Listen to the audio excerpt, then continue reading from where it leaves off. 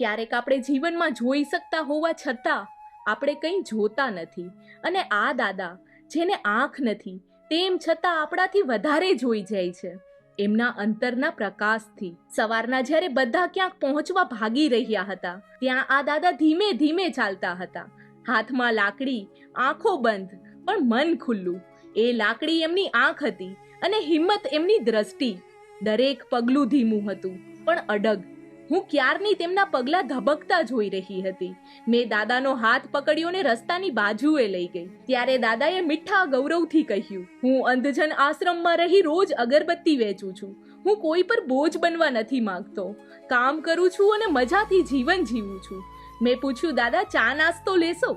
દાદાએ કહ્યું, નહીં, પણ થોડું પાણી જો મળી જાય. હું પાણી લેવા ગઈ ત્યારે દાદા બસ એકલા ઊભા ઊભા કંઈક વિચારતા હતા.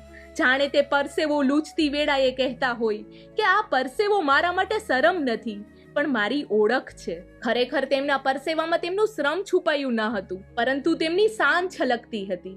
મેં પાણીની બોટલ આપતા પૂછ્યું, દાદા હું તમારી શું મદદ કરી શકું? ત્યારે તેમણે હળવા સ્મિત સાથે કહ્યું, મારે કંઈ જોતું નથી, મારી પાસે બધું છે. અને બોલતા બોલતા તેમણે તેમના ખિસ્સામાંથી એક સફરજન કાઢીને મને આપ્યું.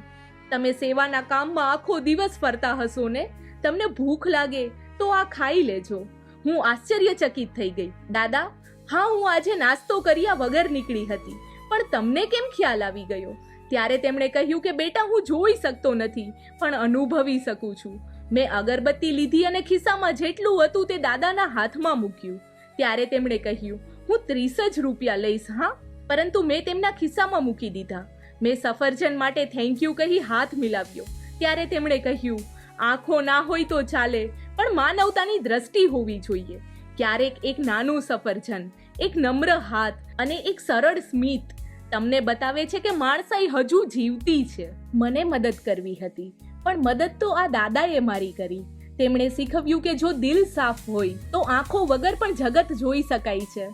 મેં દાદાએ આપેલું સફરજન ખાધું. આ માત્ર ફળ નહીં, નવી દ્રષ્ટિ હતી અને હું ફરીથી નીકળી પડી સેવાની યાત્રાએ. આ વખતે આંખોથી નહીં, દિલથી જોવા શીખીને.